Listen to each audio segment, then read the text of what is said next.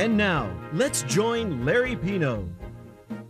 What I want to talk about during this session is I want to talk about stepping into the industry.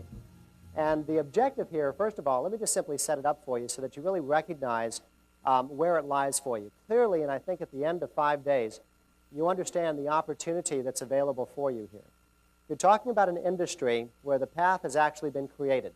Yeah, there are a couple areas out there where we still need machetes in hand, and we still need to be able to sort of cut our way through. But the reality is that we've got an industry out there with $3.8 trillion of actual inventory available. We have some 58 different types of debt instruments which are there. And we've got a brokerage network on the one side, a funding source network on the other side. And that opportunity is available for you to make a good solid income and a good solid living in that. At the same time, what that also anticipates is that there's a certain requirement on your side. The opportunity, flip side of it, also provides for the necessity for a call to action. And that is the process by which you get good, the process by which you get better on a day-to-day basis. Just think about it. The funding sources would much rather deal with you than they would the general public. Because you provide that leveraged format from them, it's a lot easier for them to market to the brokers than it is to market to the general public. It's also more effective from their standpoint in terms of conversion. So if they're going to do that, and if you're going to really do what the value added suggests, you produce deal flow, they produce capital, and that's the way it looks, then what it looks like from your standpoint is, let's get good at producing deal flow. Let's get good at producing deals, because the more you produce deals, the better you are at that. The more opportunity do you have, the more income do you produce, and also the more powerful does the entire network become. So from my standpoint, it really is a process of getting good. And for purposes of getting good, I want to suggest that, just like with everything else, there are processes. And there are particular ways that you can actually do it. What I'm going to talk about are competencies. I want to talk about competencies as they're divided into 3 major areas. So let's take a look at what those 3 areas are. And if you will, by the way, once again, just take notes wherever you like. No need to take notes in your book or pull out your book. The first area of competency as you step into the industry is called professional competency. What's professional competency? Competency on a professional basis is knowing the industry like the back of your hand. Knowing the industry that you're in like the back of your hand. If you're in the sporting goods industry, know sporting goods. Know the difference between a split grain leather, Spalding, and a full grain leather, Rawlings or Wilson basketball. If you're in the cash flow industry, know the difference between an advance and a reserve. Know the difference between a split funding and a split payment schedule. So anytime you're involved in a particular business, if you're in the restaurant business, know portion control. You know, anytime you're involved in a business, professional competency says, know the business that you're in. That's the success component, if you will, that's based on that. Well, how do you get good at it? How do you develop professional competency? First way to develop professional competency is through initial training, is actually getting trained in it. And I want you to recognize the dimension of your decision. How many businesses can you actually train for in this country? You know, I went to 3 years of law school. I got out knowing law, but had no idea how to make money at it. Not a clue as to how to make money at the law, right? Because they're not teaching you, that's right, it's not being taught. So when you're talking about initial training, you're dealing with an industry right now that actually has an entry-level training program that allows you to train for the industry. That manual, that's the industry. And you're now starting off on that level. I mean, how many businesses? You know, I got involved in the sporting goods business with Dad after law school, with my father, you know, after law school. We had started it in Florida when we first moved there, and Dad looked around. He had retired from the Air Force, retired from General Electric after 7 years, and we were looking around for a business to do, so Dad started this small bait and tackle shop. It was at the back, it was a 600 square foot store, and it was at the back of a barber shop. 600 square feet is basically these tables right here. That's about 600 square feet right there, right? And it was at the back of, you know, like a barber shop. It actually had a barber pole outside and all of that kind of thing. And when we first started it, I came back that summer. I guess it was the summer after my sophomore year. And I was there for the summer. You know, I was working in this little bait and tackle shop. It was called Jay's Sports Den, right? So Dad had gone one day. He went to get some lunch for us at a McDonald's or Wendy's or something like that, right? And the phone rings. And so I get the phone, and this guy calls, and he says, listen, he says, do you have any clay pigeons? With this intensity in his voice, clay pigeons. So, I'd been there about a week, and I'm kind of looking around the store, looking for some clay pigeons, looking for something at all that looked like a pigeon, right? So up here, up on this shelf, I saw these two things, and they kind of looked like pigeons. They were colorful pigeons, but I mean, they kind of looked like pigeons, right? So I said, yeah, we got them. And he says, how many do you have? And I said, 2. And he says, you mean 2 boxes? Well, I had the boxes, right? The boxes were right next to them. So I said, yeah, we've got the boxes. We've got the boxes, right? So he says, hold them. I'll be right there. Now, understand, we were doing about $30 a day. So I was pretty sure nobody was going to be running in to buy these things, right? So I just simply said, sure, no problem, right? So that was it. So all of a sudden, about 15 minutes later, this car comes screeching into the store, right? Comes screeching, like, just stops just in time. He had driven across town. His buddies were still over at a shoot, and they had run out of these clay pigeons, right? This guy jumps out. He comes in. He says, I called about the clay pigeons. And I said, oh, yeah, right, okay. Good. So I grabbed the ladder, right? And I go up there. And I get these 2 things down, And I smiled at him very nicely, and I put him down next to the cash drawer, because we didn't have a cash register. We couldn't afford the cash register. We had a cash drawer, right? And I smiled at him, and I remembered he wanted the boxes. So I went up there, and I got these 2 boxes that these things went into. I looked at him, smiled like that. And all of a sudden, it was kind of like a Popeye cartoon, right? All of a sudden, this red line starts coming out of his face, like, the steam starts coming out of his ears, and he's looking at me. He goes, you're kidding, right? And, I was like, no. And, there's a sporting goods store, right? And I had no idea. He was about to have a stroke. He was hyperventilating right in front of me, right? Had driven across town, broken every speed record to get there, right? So in any event, all of a sudden, Dad comes in. Dad comes in to save the day. Now, Dad was a wonderful man. 5'8", the Italian immigrant story. His parents were, came back from Sicily, 13 years old, Ellis Island, the whole bit. Dad was just genuine. And he was born, by the way, with a cigar in his mouth. He had a cigar in his mouth. Actually, Guinness Book of World Records, fetus born with Muriel Magnum. So he's got this cigar in his mouth, right? And Dad comes up, he's got his Wendy's, like this, like this, 5'8". And he comes up, and he sort of surveys the scene. He sees this guy who's about to have a stroke, right? And I'm standing next to him. I have no idea what's going on, and he's got these 2 clay pigeons, right, sitting here, right? And he comes over, and I said, Dad, he said he wanted some clay pigeons. So Dad's like,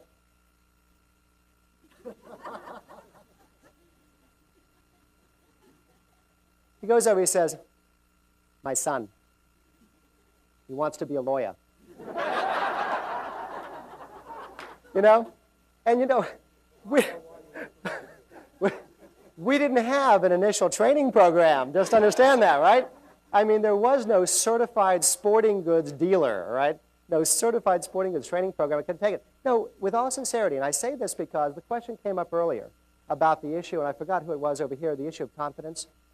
Just understand, you know more than 99%. Oh, by the way, we did have the clay pigeons. We did have the clay, but they were in cases, man. I didn't know what those things looked like, So there were these decoys, these colorful duck decoys, right? How was I supposed to know? But, you know more than 99.9% of the people in the country. Do not think for a second you don't. I didn't go through an initial training program in sporting goods. I had to learn day by day, But you've started with an initial training program. Just know where you've begun. You'll talk to people who are CFOs and presidents if you decide to go in that direction of business-based income streams. And you could talk to a $30 million a year company, $40 million a year company, I'll guarantee they don't know how, or they don't know and they don't have a clue about how factoring works. You know more today. Why? Because that's the industry. And you studied it for 5 days. And by the time you finish off with a 14-hour exam, just kidding. But by the time you finish off reviewing the manual and taking that exam, you're going to know more than anybody you have to work with. But in any event, initial training, number 1. Now, what do you do at that point? How do you continue your professional competency? The way you do that is, of course, through continuing training.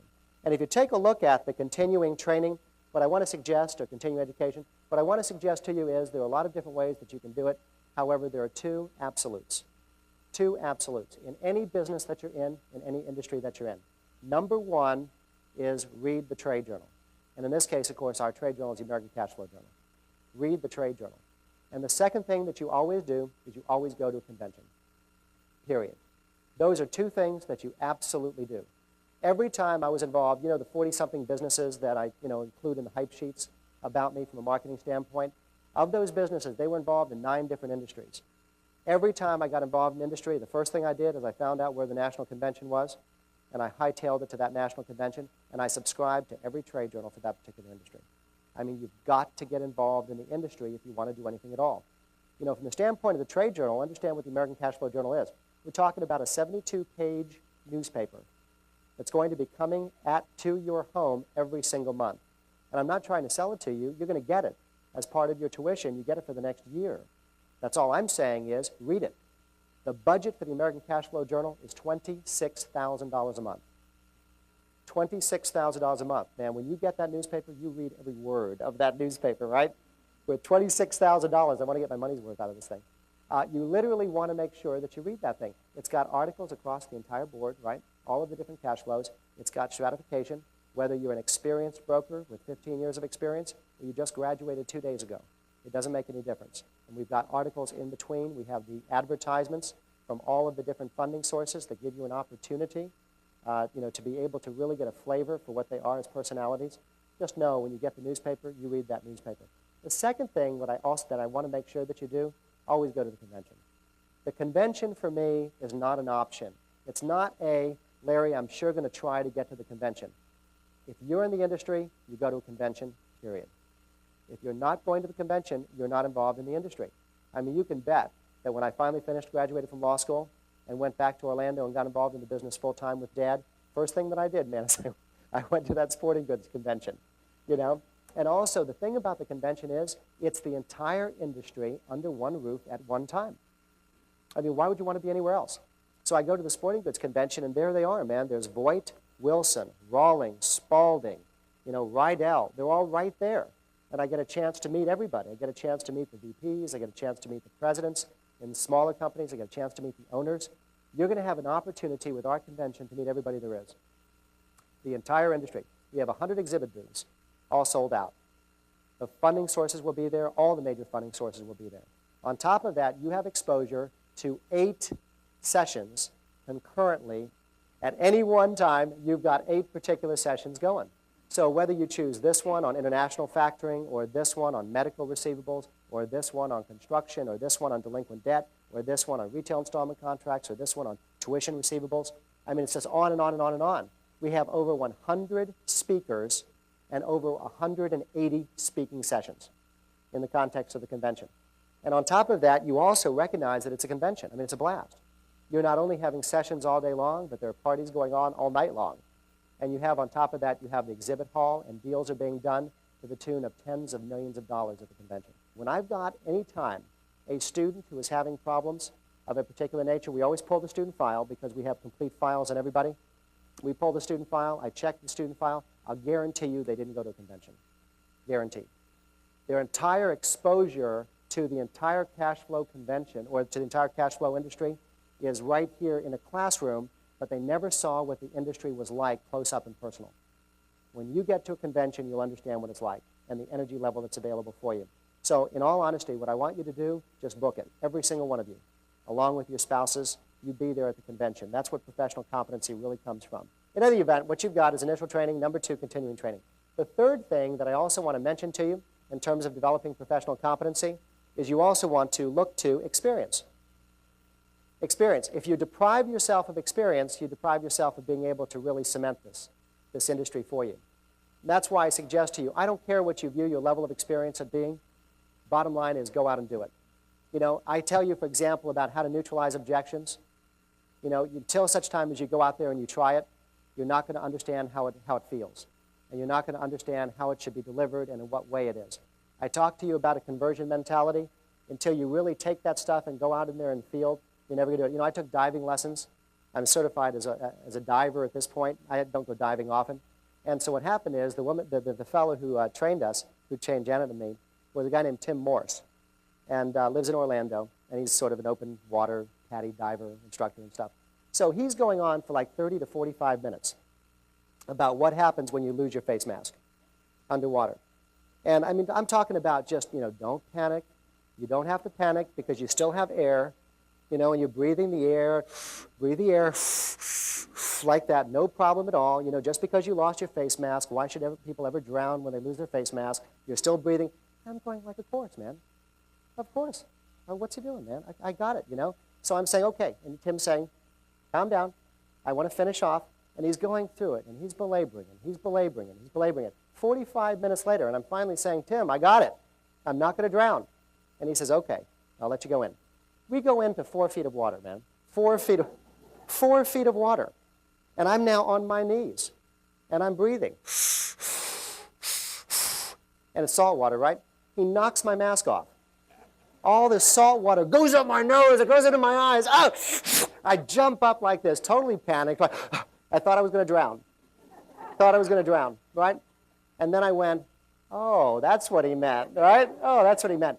You've got to be able to just experience it. I mean, I can keep you here for 2 weeks studying your book, and at some point, I will learn more one day of a one-day trial than all of an entire semester of trial practice. You just simply have to go experience it. So I say this to you because I want you to recognize enough is enough. You've got enough classroom experience. Do I want you to be at the convention? You bet. Do I want you to be reading your newspaper? Of course.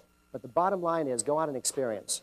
Because when you experience, what it does is it transfers information from here to here. And when you do that, now you know you have the business. That's what I mean by saying that I've got the business like the back of my hand. And I really understand what it looks like. So professional competency is number one. The second level of competency that I want to suggest to you is what I call self-employment competency. What self-employment competency is competency in all aspects of self-employment, not just simply from a professional standpoint. So yes, you need to know the cash flow industry, but what you also need to know is the professional competency or the self-employment competency about the areas that I suggested to you before. For example, marketing. You can't know enough marketing. Conversion. You can't know enough about conversion. The suggestion that I made to you earlier, let me make this real clear to you. If you know and you get better at marketing and conversion, no matter whatever happens in the economy, no matter how many jobs are lost, no matter what happens to your next door neighbor, you'll always be able to take care of yourself. Because the entire element of self-employment is that, bringing a prospect to the table, converting the prospect into a client or into a customer. Know that you're free for the rest of your life. That's how important I see. I see this as the lifeblood of somebody who is self-employed. I'm telling you that because all of the literature in self-employment is out there. I don't know the last time that you went to a Barnes & Noble or into a Borders bookstore, but it is an absolute information explosion in this country. I mean, back when you used to have 4 linear feet of business books, and now you're talking about shelves upon shelves upon shelves of hardback, softback, audio tapes, and all of that. Jen and I routinely will probably go down to a Barnes & Noble about once a month, maybe once every other month, and we'll bring Jordan down there, and he sort of plays in the kids section, and Janet kind of likes to check out the Martha Stewart section. I'm not sure why, but she wants to check out the Martha Stewart stuff, what to do with a glue gun. And from there, I usually go to the business section, right, which is all of the different types of business books on audio tape. And I'm telling you, the best of the best of the best is there. Conversion, negotiating, direct response, how to use a telephone, how to use direct mail, communication skills, negotiating skills. And all that stuff is $13, $14. And I get virtually all of my information on audio tape. They just don't have time to read. And I can get through in my car, literally without breaking a sweat, from the house to the office, from the office to the house, and so forth. I can get through 4 books a month on just that alone. So I walk out with a whole basket. Well, I pay for it first. But I walk out with a basket full of my stuff, right? And Janet walks out with a bunch of Martha Stewart calendars and other stuff, and other books too. And in the meantime, here's an opportunity for us to really tap into what's there. My suggestion to you is there's a wealth of information. By the way, if it's a price issue, or if it's a cost issue, or if it's a finance issue, go to the library. All that stuff is in the library too. My issue isn't spend money. My suggestion to you is, do you have a commitment? Is it the commitment to just simply get better at self-employment? If it is, just know what it can do. It's 100% freedom from this point on, never having to be concerned about where your paycheck comes from. because you have the capability of handling it yourself. There's one additional component that I want to mention in self-employment. It's what I call point of contact skills. What I mean by point of contact skills is that there are only three ways to interface with somebody. You're either going to interface with somebody by your writing, by a telephone, or in person. Those are the three ways. Therefore, from a point of contact skills, if your writing isn't where it should be, get better. It's not a question of where it is, just get better. There are books out there, how to write a business letter, 300 model business letters. I mean, just get better at it. How to use a telephone, Power Talk on the phone, $10. A book or set of audio tapes, $10, Power Talk on the phone. Nightingale Conant has a program, for example, right now, something like 6 audio tapes for $39.95 on how to make a good first impression, demeanor stuff. Standing up to somebody and say, hey, my name is Larry Pino, can I talk to you? How to make a good in-person contact with somebody. My point is, it doesn't matter if you're good at it. That's all that matters is you get better at it. And the better that you get at those things, the more important will be your opportunity and the commitment level that you've got in self-employment. Professional competency, what? Knowing the business you're in. Self-employment competency, knowing how business in general works. Number 3. The third of these is attitudinal competency.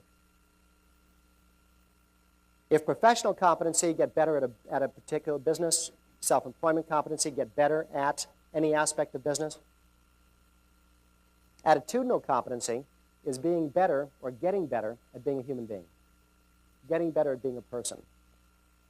And there are specific things that you can learn on how to get better at being a human being also, just like with everything else that's out there. It actually works. And while there are a lot of areas that I could actually talk about right now, let me just make a couple suggestions to you with respect to areas that I think you could potentially either remind yourself or also develop as particular skills. The very first of these is personal responsibility. Personal responsibility. Experiencing yourself as being the cause for everything that happens in your life. Experiencing yourself as being the cause of everything that happens in your life. And I mean everything. Take responsibility? Yeah, take responsibility. If it happened, you did it. That's what it means. And what I'm suggesting to you is personal responsibility and successful living are part and parcel of the same thing. If I take personal responsibility, if I achieve personal responsibility, if I experience myself as being the cause of everything that happens in my life, I have the opportunity for successful outcomes. If what I do instead is I try to find the various ways in which I'm not responsible for the outcome, what I've ended up doing is produced a pattern in which I will allow myself unsuccessful outcomes in my life. And it's just that simple. And when you take a look at it from your standpoint, the experience of personal responsibility isn't a burden. If anything, it's actually empowering. It's enlightening. Because it's real easy. If I did it, then that's all I have to do is check the outcome. If it's an outcome which I liked, then I'll do the same thing again. If it's an outcome which I did not like, I'll change the behavior, do something different next time, and I'll get a different outcome. But I can only get there if I absolutely understand that I'm the one who produced the original outcome to start with. When I tell you this, I just want you to recognize I'm not being theoretical now. I'm being real practical. This is my last session with you. I'm being real practical. See, at some point, what did I suggest when I first started off in this? I said to you what? I will take personal responsibility to put at your disposal the tools for your success. And I'm asking from you your personal responsibility to take those tools and become successful yourself. At some time and at some point, this baton needs to shift. And I need to hand this hand off to you. And you need to take the baton and go from here. And that is a 100% personal responsibility on your part. And that personal responsibility suggests that you don't look to the left, you don't look to the right. The fact is, there will be some of you in this class who will be outrageously successful. There will be others of you in this class who will be substantially successful, somewhat successful, moderately successful. And there will be some of you who will not be successful at all. And every once in a while, across the entire country, there are those who are not successful who try to find all the reasons why, except the only one that matters, themselves. And believe me, you can imagine after 10 years, I've heard it all. I actually had a graduate of NMII call me and tell me that he couldn't be successful. It was just not in the cards for him because there were no mortgages in Rhode Island. There were no mortgages in Rhode Island. The entire state of Rhode Island owned free and clear. And An amazing thing in that. Actually had a couple in factoring, IFI graduates in the Twin Cities, Minneapolis and St. Paul, calls me up and tells me, we don't believe in credit in Minneapolis. Can you imagine an entire city with wads of cash in their pocket? No credit in Minneapolis, right? At the same time, by the way, Reservoir, which was one of the asset-based lenders that you're going to deal with, Reservoir was opening up a satellite office in Minneapolis because they couldn't keep up with all the business. These guys are smack in the middle of it, and they can't find a deal to save their life. It's kind of like, you know what? The dog ate my homework. Give yourself 20 years, and that's the outcome, and that's the behavior that you're looking for. You know, it's real easy. If it happened, you did it. And if it didn't happen, you did it. Either way, you're the one responsible for the outcomes that you create. And that, by the way, is a totally personal issue. It is not up to a vote. And it's not subject to, well, gee whiz, Yvonne wasn't successful either. Does it really make any difference? You know, Yvonne, I want you to be successful, and I know Donna wants you to be successful. But whether Donna is successful or not does not give you permission not to be. Does not exonerate you one bit. See, the fact of the matter is, I'm in law school with 600 people. You know, once it never dawned on me to look to the left or right. What difference did it make? This guy is successful, this woman is not successful, so therefore what? I'm going to be successful or not when I know that I'm the only one that can produce my outcome to start with. See, it's real easy. From your standpoint, maintain personal responsibility. Experience personal responsibility. And as long as you experience personal responsibility, you become the creator of your destiny. But the minute that you shirk responsibility, you shrug off responsibility, you become not the creator of your destiny, but you ultimately become what? The victim of your destiny. Personal responsibility, number one. Number two, if I know absolutely that I'm producing the results, what's the next thing that I've got to do? Understand how to achieve those results. You know, Larry, I know that I'm doing it, but why am I not getting the outcomes that I'm looking for? It's simply a matter of effectiveness. It's simply a matter of technique. And the technique contains three parts to it. Part number one, objectively understand where you're coming from. Objectively understand where your starting point is. Number two, be clear on your destination point. Be clear on where you're going. And number three, be specific as to how to get there. Be objective, be clear, be specific as to how to get there. And I use those adjectives, by the way, for a very particular reason, because if any one of those three is missing, you're not going to produce the results that you're looking for. So you have on the one side the guy who is what? Who is so successful, right, or is so happy, or is so pessimistic, or is so optimistic. So I got $1,000 in the bank. Guy starts off with $1,000. The pessimist basically says what? Says, have $1,000 in the bank, woe is me, woe is me, woe is me. The optimist says, got $1,000 in the bank and I feel great. And you know what? Whether you feel lousy or you feel good, you still have $1,000 in the bank. When you are finished feeling, look in the bank account. You'll still have $1,000 in the bank. It's objectively understanding where you're coming from. Can you imagine being one of the soldiers at Dunkirk when the general in the field is looking at Germans behind, water ahead, an entire army trapped in the middle? And it's kind of like what? Woe is me, man. Woe is me. No, I don't think so. It's kind of like when he's finished feeling off, however he feels, he still has water ahead, Germans behind, an entire army that he's going to have to evacuate. The more important issue is, where do you want to be? Well, where do you want to be? Larry, I want to make a lot of money. I understand that. That's real clear. That's real clear. Want to make a lot of money. How do you know when you got there? Is that 2,000? Is that 10,000? Is that 100,000? No, let's be clear. Where do you want to be? See, I can't ever achieve a destination point unless I understand what that destination point is. Would you feel real comfortable getting on a plane with a pilot who just simply announces, hey guys, we're heading south. We're flying north. You know, I have a feeling that you probably want a greater amount of clarity as to what your destination point is. I want $10,000 in the bank by July 1st. Now that's a destination point. I understand that. I've got $1,000, I want 10, and I want it by July 1st. Now that's good, but that's not all. You need one third and final component. And that is, I need to know how I'm going to get there, and I need to be specific in that process. What does that look like? What does that effective component look like? Well, what does it look like? Well, first of all, I need to be real specific. Larry, I'm going to work for it. All right, you're going to work for it. That's good. Save that for Zig Ziglar. I don't want to know that you're going to work for it. I want to know what you're going to do. Very specifically, what are your timelines? What are your due dates? What are your benchmarks? How do you know if you're off course? How do you know if you're on course? You know that a pilot and a navigator in the course of a 2.5-hour flight will change navigational corrections approximately once every 2 minutes. Once every 2 minutes to make sure they stay on course. They know where they're starting from, they know where they're going, and therefore to stay on course, they're constantly self-correcting. What are you going to do to self-correct? To make sure that along the way to getting that $10,000 in the bank by July 1st, if you're not on course, you understand that you're not, and you'll self-correct. See, once again, I'm not being theoretical with you. I'm being real practical. You're in control of your destiny. And if you don't achieve your destiny, the issue is, from my standpoint, what have you done from an effectiveness standpoint to make sure that you get there? It's only 3 components. The last thing in the world you would want to do when you're dealing with technique is blow it because you don't have the technique. Be objective where you're starting from, be clear as to where you're going, and allow yourself to be specific as to the way that you're actually going to get there.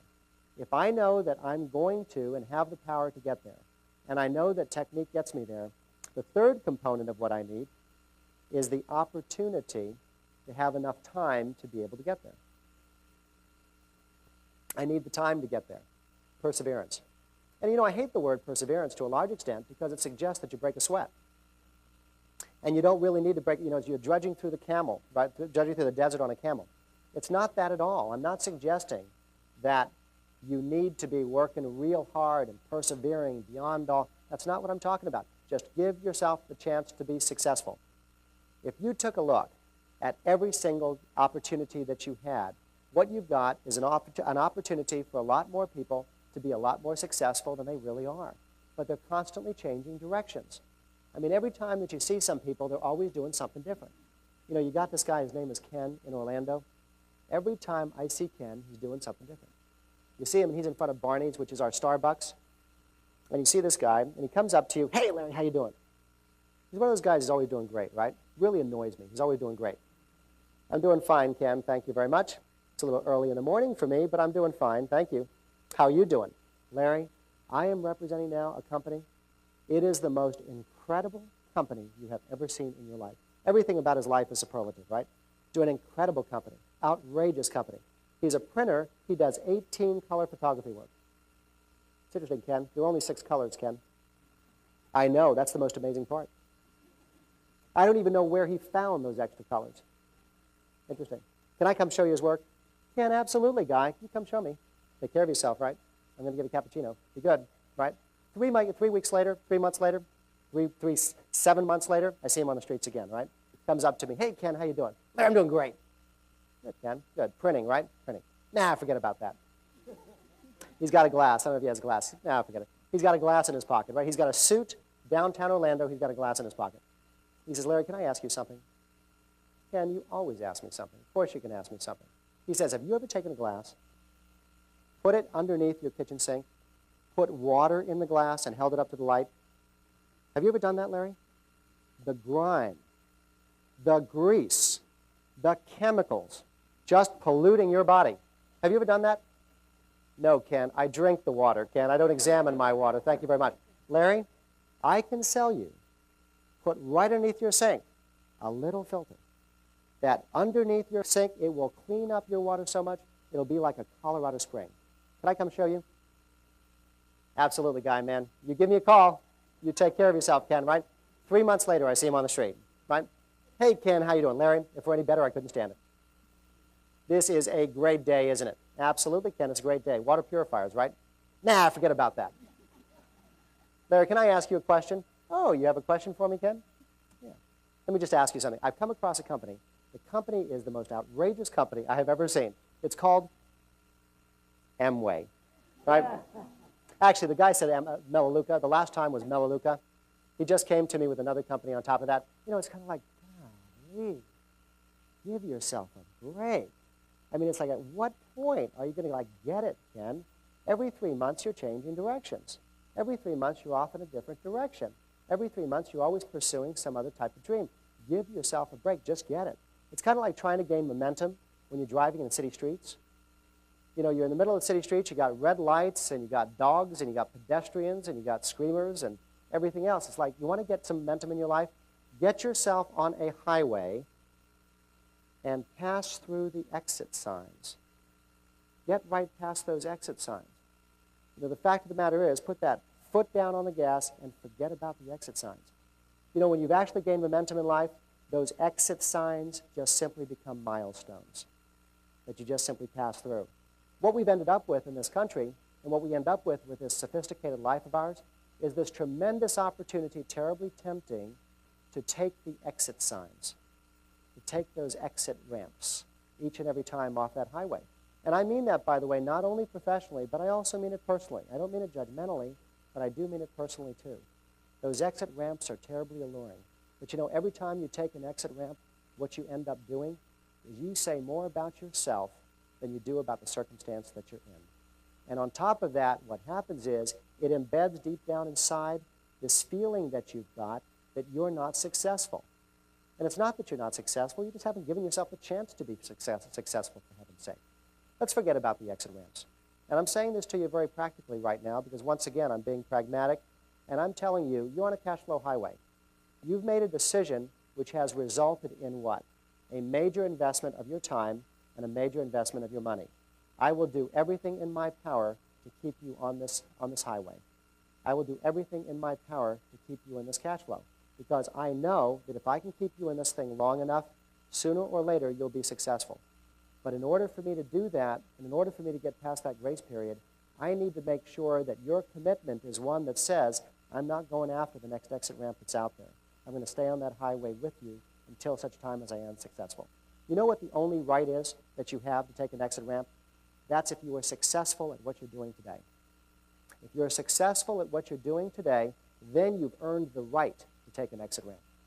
Because at that point, what happens is, should you choose to take an exit ramp, you're now doing that expecting to be as successful with your new venture as you were with your last venture.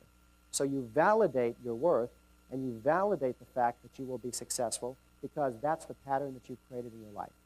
Anything less than that, what it does is it diminishes you. It doesn't empower you to be able to produce the outcomes that you're looking for. Perseverance, number 3, attitudinal competency. Number 4.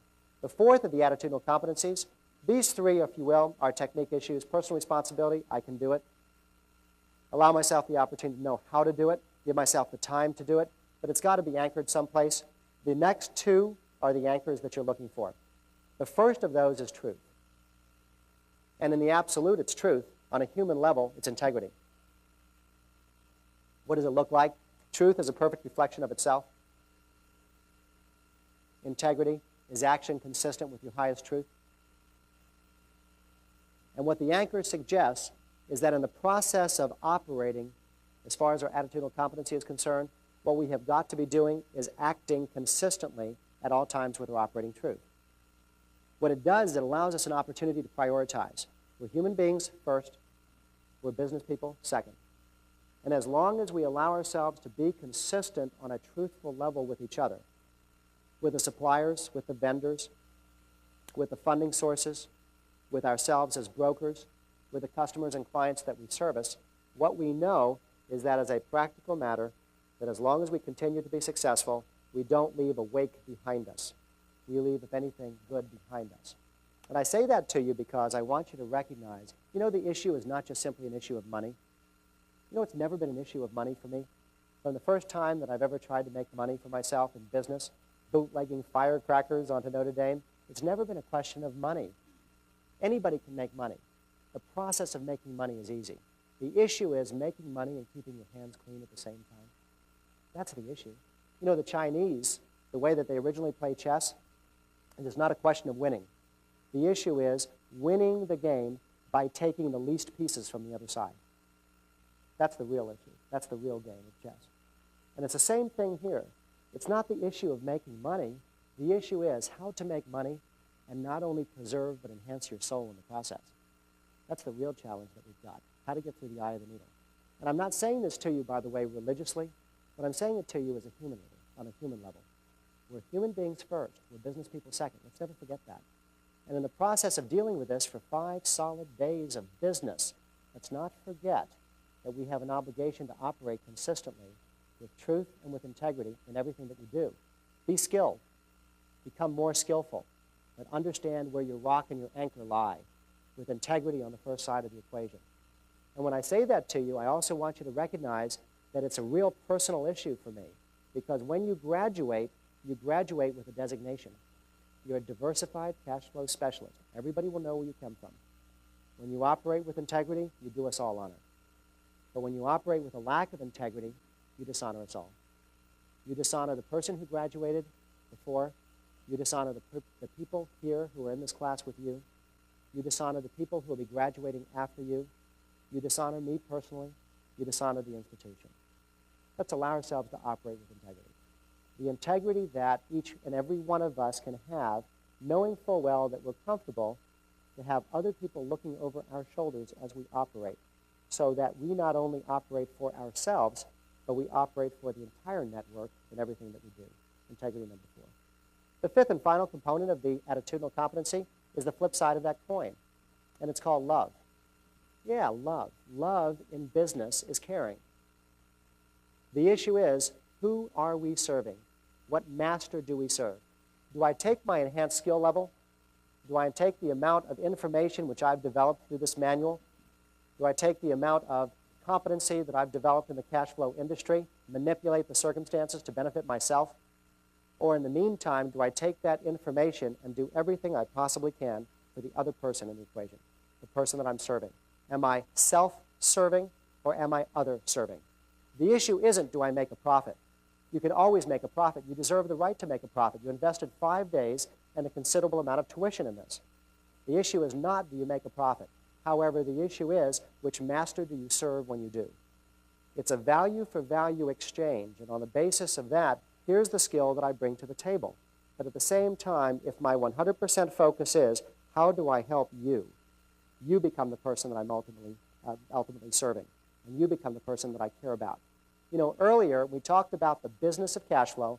I suggested a conversion technique, and I was talking pure business because I hadn't set a foundation for it. But when I talked about the relationship base, and I talk about the personality, and I talk about a consultative approach, you want to know what it really boils down to?